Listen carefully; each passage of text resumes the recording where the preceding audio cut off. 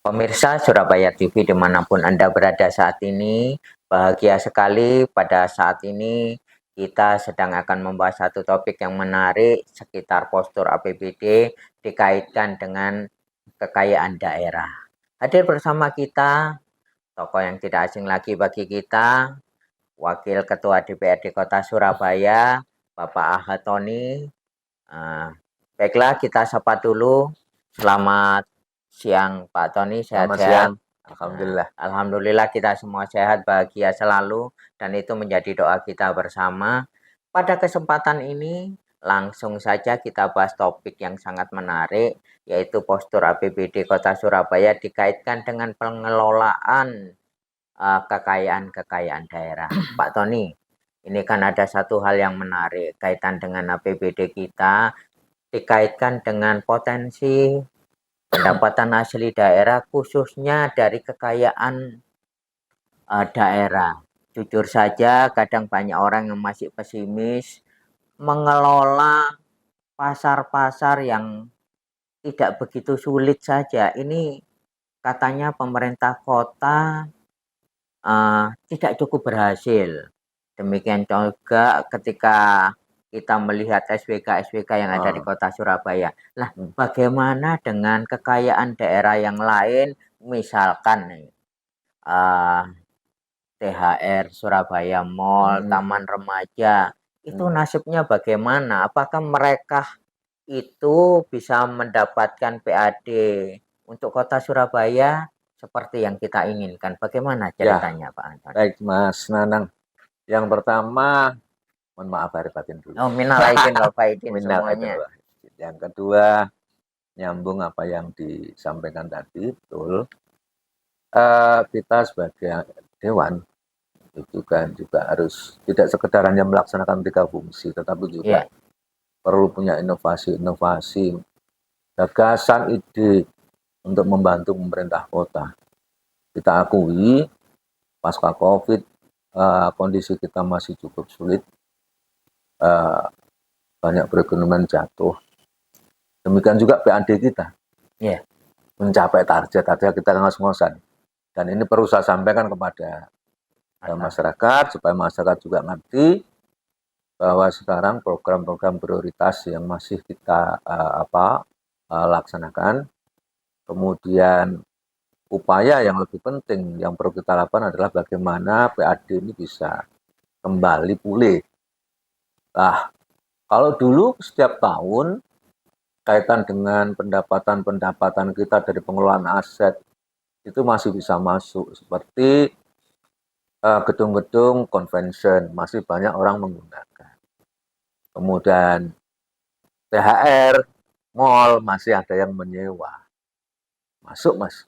Tetapi karena kemudian setelah COVID perekonomian menurun, kegiatan-kegiatan yang menggunakan gedung-gedung besar yang dimiliki Pemkot itu mulai juga tidak lagi dia memanfaatkan itu. Akibatnya seperti THR itu dulunya ada 2 tempat. Yang satu itu THR Mall, satunya Taman Remaja. Taman Remaja. Kemudian yang untuk THR Mall sempat kapan hari ada appraisal gitu. Sekitar 1 tahunnya 19 miliar kalau ada orang nyewa. Mendekati 20 M. Tapi kemudian 20 M anggap 20. Berarti tahun 2019 sudah tidak ada yang pihak yang menyewa. Sampai sekarang, berarti kan hampir 5 tahun. Kerugian sekitar kerugiannya sekitar 100, hanya satu THR saja. Kerugian ini terjadi kalau umpama kita gelap mata, akan langsung menuding, loh ini loh pemerintah tidak mampu, Anda kan begitu kan? Tapi kan persoalannya tidak sekedar itu. Pemerintah juga sudah berusaha menawarkan, tapi banyak investor yang tidak bisa masuk. Karena memang ekonomi sedang lesu. Itu menjadi pertimbangan. Nah ini kondisi ini tidak bisa kita biarkan terus-menerus, harus ada upaya-upaya. Bahkan Pak Wali kemarin sempat ada investor yang mau masuk, mengabarkan ada investor masuk kaitan dengan masalah wahana hiburan. Kemudian sudah oke, nanti yang murah masuknya 25.000, ternyata setelah hitung-hitung mungkin kurang visible. Kalau masuknya 25.000, kemudian dengan investasi begitu besar, kapan itu bisa masuk? DP-nya kapan ya? DP-nya. Nah, kemudian gedung pun juga demikian. Untuk menembus pada angka 20 miliar per tahun, sementara di situ ada sekian stand yang ada, berarti sekitar 500-an stand. Berarti kan bisa kita hitung. Harusnya ada 500 dengan, kalau mematuhi 500 tenan, kemudian baru ngumpul berapa harganya. Nah, dari sini agak susah. Sehingga saya mencoba sebagai sebagai partner pemerintah, kami tidak boleh hanya diam, kemudian hanya menuding Pemkot tidak mampu, Pemkot merugi dan sebagainya, tapi harus memberikan solusi juga. Di salah satunya yang perlu kita pikirkan kan, Surabaya sebagai kota megapolitan, kemudian kota dagang, kota yang bisa menjadi hub internasional. Kita boleh menjadikan THR itu semacam kayak World Trade Center gitu kan, WTC, pusat perdagangan dunia antar negara begitu. Sehingga kemarin untuk menindaklanjuti pemikiran itu, kita juga melihat di pusat itu pemerintah Indonesia kan sudah meratifikasi kemitraan negara dagang ASEAN. antar negara ASEAN, AFTA, gitu, RCEP, itu kan sudah ada. Ini bisa saja kita melakukan itu kerjasama dengan lintas negara, kemudian negara di sana bisa berdagang di sini, kita pun juga melakukan hal yang sama ke sana. Mana komoditi yang cukup kompetitif untuk kita lepas ke luar negeri, kemudian dari luar negeri datang ke Indonesia itu membawa komoditi apa hal-hal yang kaitan dengan pertanian, sehingga nanti kita bisa menjadi partner daripada perdagangan antar daerah. Itu kita tampung di mana? Di THR Mall, sehingga nanti THR Mall-nya akan disewa oleh mereka, pendapatan bisa masuk pemerintah. Kemudian kita juga bisa mempekerjakan tenaga-tenaga yang sekarang masih nganggur dan potensial. Kemudian kita juga bisa membuka jaringan-jaringan dagang antar daerah, sehingga Surabaya menjadi sebuah mitra antar daerah, juga mitra antar negara, juga menjadi mitra juga dengan pelaku-pelaku ekonomi lainnya. Dengan begitu Mas Anang, mungkin kita bisa cari inovasi yang lebih seperti yang saya sampaikan tadi. Ya, Pak Tony. Jadi ada satu terobosan menarik melibatkan diri di tingkat internasional supaya ada peluang lebih. Mengingat selama ini kebijakan yang diambil baik itu pemerintah pusat maupun pemerintah kota, sementara sebelumnya itu kan hanya itu saja, sekedar menaikkan tarif, membuat tarif baru, seperti di Balai Pemuda, ada tarif untuk membuat gambar di sini, membuat foto di sini, itu ada tarif sekian sesuai dengan Perda.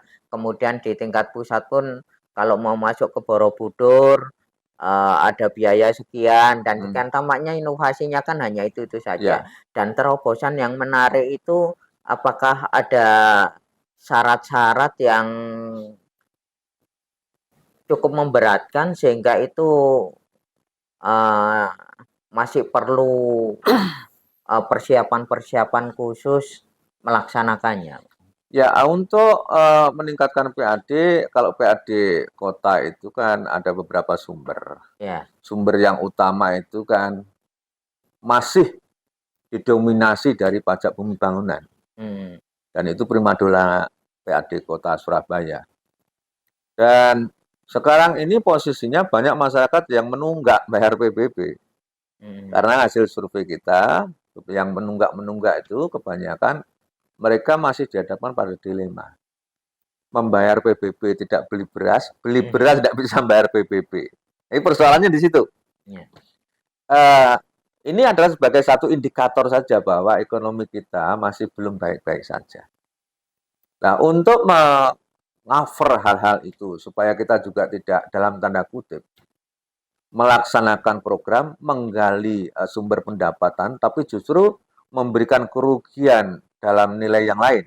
Ya. Contoh seperti kemarin, Balai Pemuda, kita ada kebijakan pemerintah itu untuk yang ngambil foto di situ, mengambil video berbayar, gitu kan?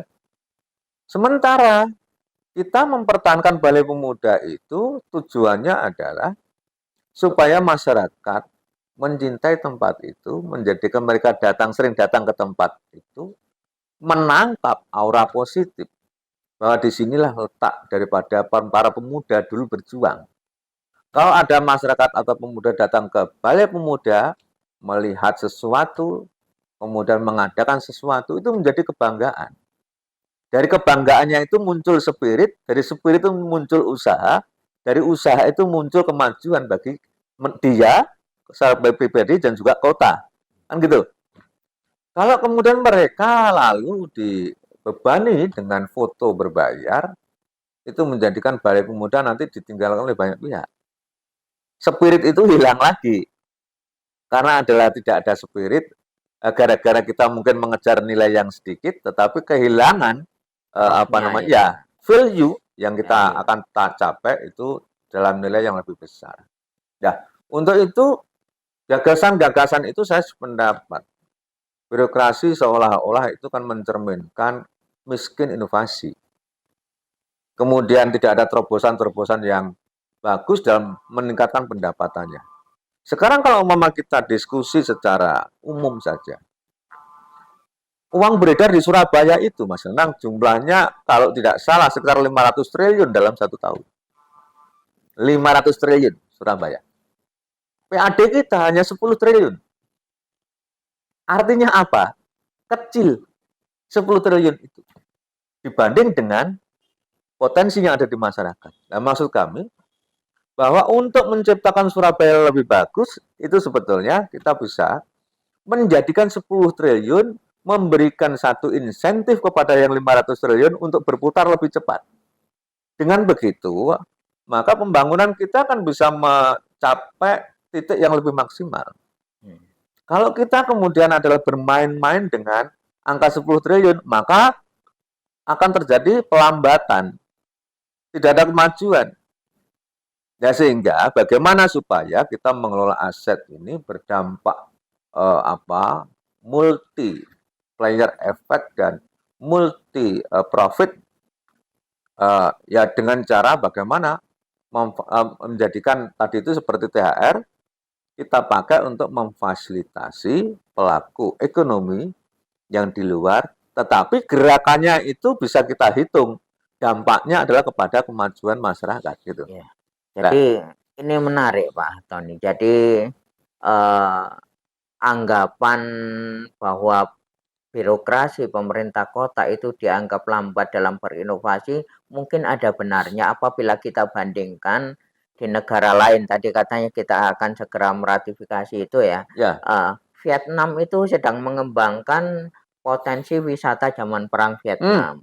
Dan sebetulnya kita juga tidak kalah dengan Vietnam karena kita punya juga benteng Kedung Cowe itu kan ada. Ya, jadi sebetulnya dikatakan lambat dalam berinovasi ini sebetulnya salahnya di mana? Gitu ya. Kalau kita melihat kan orang bisa dikatakan lambat apabila ada komparasinya. Ya. Kita kan harus melihat kan, harus apple to apple membandingkan. Ya. Jadi seperti kalau dalam Indonesia, banyak orang yang membandingkan antara Indonesia dengan Vietnam, Indonesia dengan Malaysia, Indonesia dengan Korea Selatan, yang padahal adalah sama-sama merdekanya hampir sama waktunya, bahkan adalah lebih dulu kita sedikit. Tetapi kok mereka jauh lebih maju dan kita tidak. Ini kan artinya apa? Itu kan bagian daripada parameter yang bisa kita pakai sebagai satu tolok ukur. Nah, demikian juga kota ini, bahwa kalau untuk kota memang Surabaya sudah masuk pada kota yang terbesar. Tidak bisa dibandingkan dengan Jakarta. Kalau Jakarta kan provinsi. Ya, provinsi. Kalau kota Surabaya. Misal dibandingkan dengan Ngawi yang ada bentengnya juga. Kalau untuk yang program-program itu ya jauh. Mereka punya satu inovasi, mereka merasa punya sesuatu yang harus ditingkatkan value-nya supaya bisa menutup kekurangan-kekurangannya. Dan sekarang ini jangan salah bahwa dalam satu dekade kemarin, Surabaya memang mengalami kemajuan yang pesat. Tetapi kemajuan yang pesat Surabaya itu dilihat oleh daerah lain, dan daerah lain mencoba untuk menduplikasi dan melakukan hal yang sama. Sehingga terjadi satu pertumbuhan role yang dipakai Surabaya itu juga terjadi di tempat lain yang sangat pesat. Ya.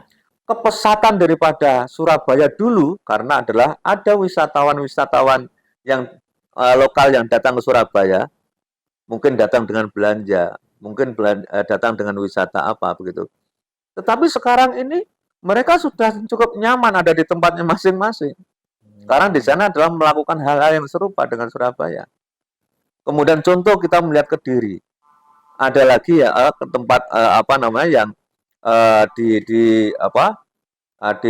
perlimaan yang apa itu yang seperti itu kan juga. Kemudian ada di Ngawi dan sebagainya begitu. Proliman ya. Ya, Proliman. ya itu kan juga bagian daripada kemajuan inovasi daerah yang tidak yang perlu kita lihat. Bahwa kalau kita itu tidak punya inovasi, loh daerah-daerah lain yang kemarin itu masih jauh di Surabaya sekarang sudah mengungguli gitu kan. Nah ini kan kita harus sadar itu sehingga kesadaran ini tidak hanya sekedar kita hanya bisa lalu mengkoreksi ngomong sebagai lembaga legislatif, sebagai anggota dewan, sebagai lembaga dewan, tetapi juga harus memikirkan kalau kita itu mengoreksi, melakukan fungsi kontrol kepada pemerintah, kekurangan Anda di sini, tetapi kemudian solusinya apa? Kita juga harus berikan dong, karena kan kita dengan pemerintah itu kan sebagai satu partner yang saling kerjasama. Kemudian kalau kita itu mengoreksi juga harus bisa memberikan satu solusi.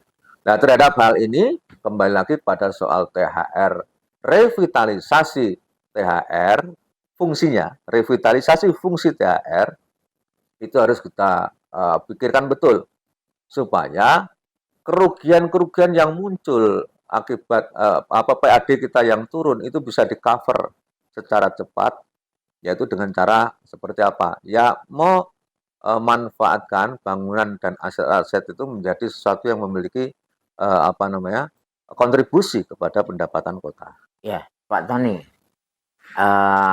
Ini terakhir, Pak. Menarik sekali.